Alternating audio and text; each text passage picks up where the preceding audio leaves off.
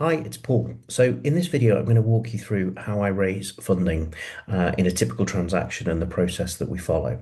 But before I even start doing any form of outreach to a new sector, I will want to sense check that the industry is big enough, the financing model can work, and if we end up building something that we can actually sell it. So I want to see who's acquiring in large groups, and this is really the research stage, and it shapes the sourcing strategy because it's about buying up companies that will be attractive to eventual acquirers, and we know that we can fund those deals.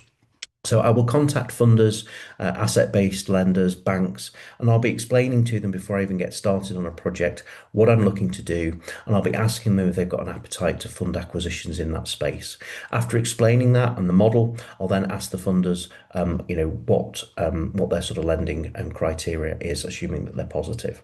Now, I can then use this in my financial analysis because I'm ensuring that any financial proposals that we make to sellers match the lender's criteria, and typically these deals will be generic across sectors. So really it's about the people behind the acquisition and the debt service ratio and the cash flows there to support repaying the bank, quite simply. So once I've got my deal agreed at term sheet stage, I'll usually run the high level review of the deal with the lender to sense check it before signing off on the term sheet. And I won't just be approaching one lender. Usually we like to get three credit backed offers from financial institutions so we can compare, contrast, and negotiate, ultimately getting more than one horse in the race, so to speak. So when we're ready to apply for funding, this is usually done after the first round of due diligence, partly because we want to understand the business in more detail. We don't want to look stupid when the lender asks us a load of questions about the business. We want to be able to answer them, properly.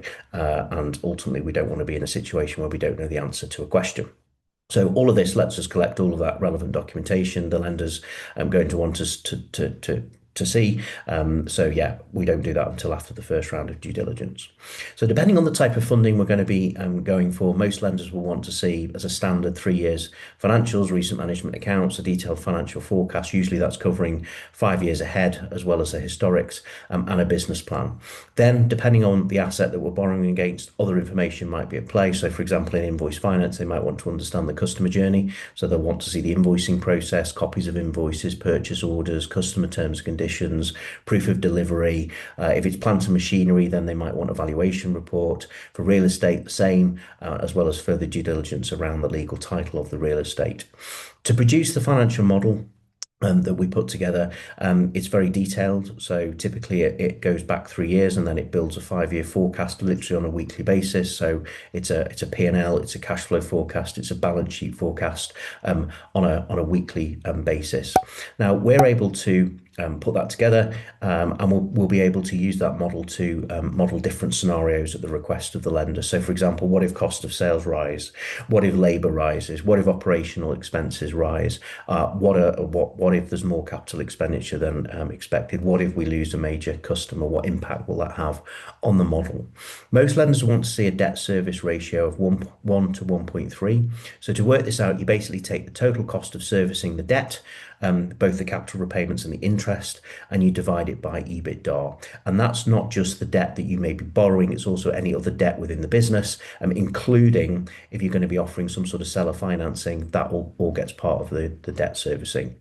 So to give you a very crude example, let's say we've got $1 million of EBITDA, earnings before interest, tax, depreciation, amortization, and your invoice finance is going to cost you around 200 grand in service fees and interest. The term debt is going to cost you around 100k a year in capital and interest, and the deferred that you're paying to the seller is 600 grand a year. So that's a total of 900k.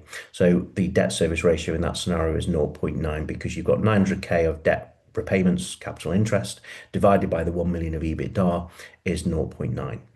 A detailed business plan is produced, and the sections of the business plan are typically an executive summary, the people involved, the track record of the people, the credentials, a sales and marketing plan, a growth plan, acquisitions might feature as part of that, as well as organic growth, financial summary, and contact details.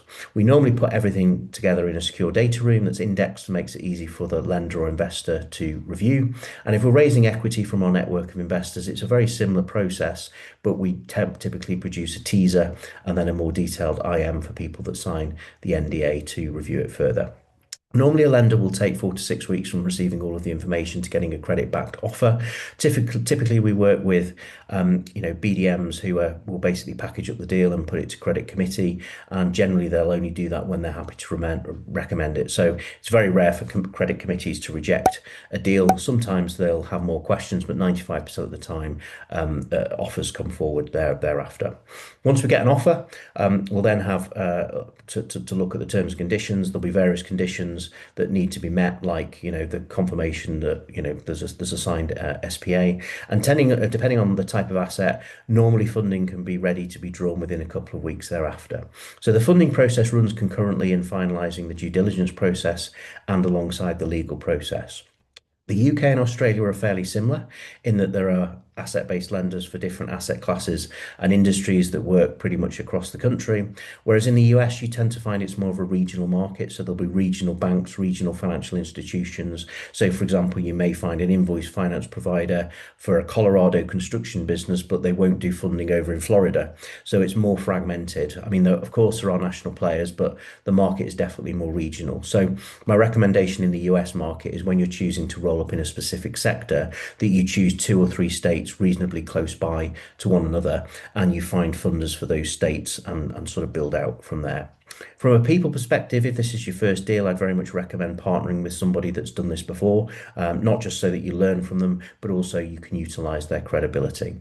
Something else you can do is build an advisory board and pay them in equity. So you find a top flight corporate lawyer that's worked for a big 10 firm, you find a former partner of a big four accounting firm, and you maybe find 1 or 2 industry experts with 30 plus years experience. And maybe you're giving them 5 to 10% each equity in the transaction. And this helps when you're talking to funders because A, you've got an incredible wealth of experience on the team. B, it will also open doors to funders and contacts. Imagine sitting in front of a bank asking for a $10 million loan to do your first deal, and your chairman is 30 years running large companies in your industry. They have a track record in mergers and acquisitions. You've got a veteran accountant who's worked at a big four accounting firm, and your corporate lawyer is an internationally renowned M&A lawyer, having worked for some of the big international law firms. These people may be semi-retired or even retired and want something interesting to be involved with on a part-time basis. So it's not easy to recruit these people because ultimately they've got to be confident in your plan. So you're more of a facilitator. So essentially what you're doing is you're bringing the deal and you're resembling the team and you're connecting that with the capital. And of course, their reputation that they've spent many decades building, they don't want to be tarnished in any way, shape or form with any bad deals. So, you can find these people through networking and through LinkedIn. You can send an outreach direct message outlining the opportunity. I'd say something like, hey, I'm rolling up in the engineering space, specifically steel fabricators in Australia. I'm looking for a chair or finance expert to help me. There is equity available, fancy a coffee, and then positive responses can be steered to a one-pager outlining the plan before engaging in a more detailed face-to-face meeting or even Zoom call. You can then go and make at least 2 financial presentations every week to banks with your advisory board. Or some people from it, and I've never had an issue in raising capital when following this process. So in summary, raising funding really starts with the research, sense checking the industry and making sure that there are funders with an appetite and understanding of their criteria. And then once you've got your deal, you pick up those conversations and present deals in line with lender credit criteria. And it's a process then really to working towards getting a credit-backed offer.